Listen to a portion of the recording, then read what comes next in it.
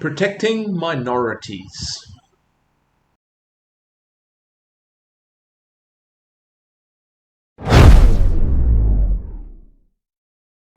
Why do some societies protect minorities? Sometimes, at least, under some circumstances. I ask the question because sometimes moral decisions are made on the principle of the greatest good for the greatest number. So how might protecting a minority serve this end, or is it in conflict with that end? In a previous video, I pointed out a Star Trek principle. In one Star Trek movie, Mr. Spock, the very rational, unemotional Mr. Spock, sacrifices his own life to save others, in the process saying, "The needs of the many outweigh the needs of the few," or the one. In a subsequent movie, when Spock is brought back to life, Captain Kirk justifies his actions on the basis that the needs of the one, or the few, outweigh the needs of the many. Does the latter position make any sense, at least as it applies to minorities in society? If Spock's position is true, a society should always put the needs of the majority ahead of the needs of any subgroups within that society. Before we get to that, though, let's consider the needs of the many versus the needs of the one. Perhaps initially surprisingly, there are actually many situations in life when the needs of the one outweigh the needs of the many, or they seem to. Consider the US president, for instance. He has a large security detail. The safety of the president is routinely regarded as a higher priority than the safety of his security team. Society might consider it worth the price to sacrifice several people in order to just save this one person. In some way, this person is considered more valuable than other people. However, if we look more closely at this, we can see that the dichotomy between the needs of the one and the needs of the many is a false dichotomy. The one is valuable precisely because of their value to society. The president is protected not because of any intrinsic value they might have, some higher value than other citizens have, but because of their value to society. So, in protecting the life of the president, even at the cost of other lives, society is meeting its own needs. It protects the president because he is needed. The needs of the many is precisely that the needs of the one, including the need to be alive, but also many other needs, it's precisely because meeting the needs of the one meets the needs of the many. There's no dichotomy here, no conflict, no contradiction. The one, even Spock, would not be saved at great cost to society if it was not believed that this would ultimately be of benefit to society. Does this apply to the situation of minority groups in society? Perhaps I should speak rather of dominant versus dominated groups than majority versus minority, since it's not always the majority that has the greatest power. Perhaps it's often the needs of the powerful outweigh the needs of the less powerful in reality. Let's consider slavery in the USA.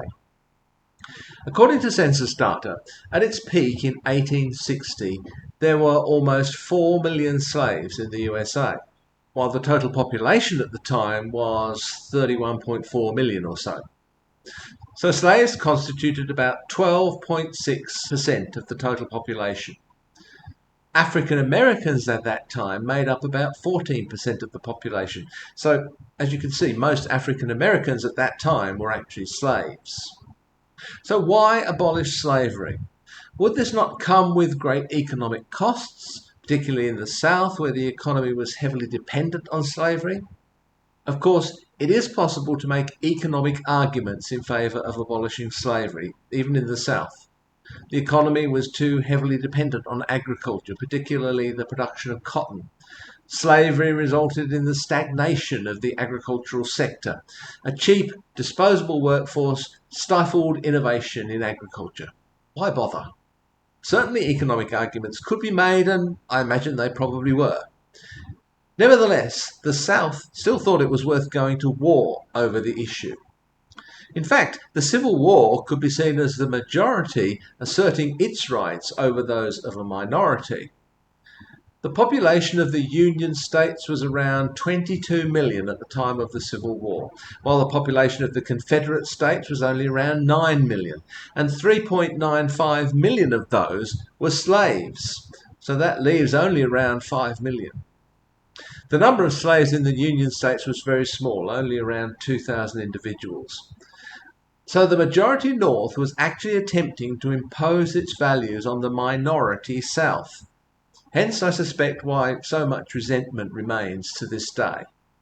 If the North had been as dependent on slavery as the South, it would no doubt have been a very different picture.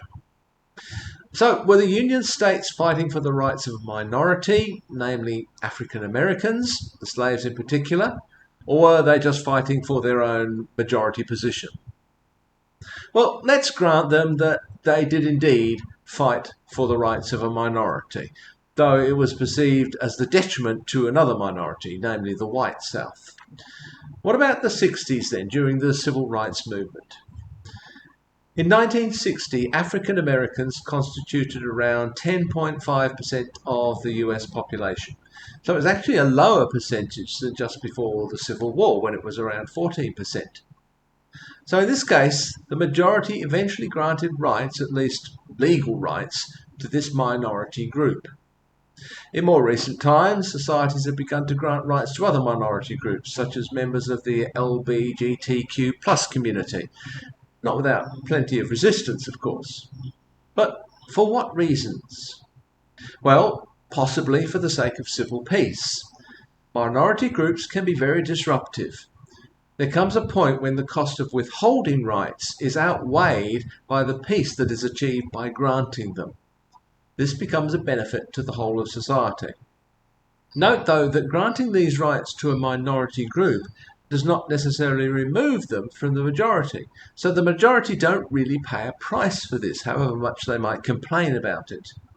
However, sometimes granting rights to a minority group can cost the majority, if only in terms of a loss of privilege. Granting the right to vote to women, not a minority group admittedly, but an oppressed group nevertheless, reduced the power of men.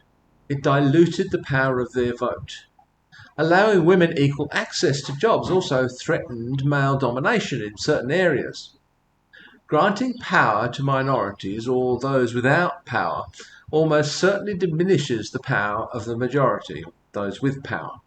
There are clearly those in society today who, for whatever reason, would like to completely eradicate certain minority groups.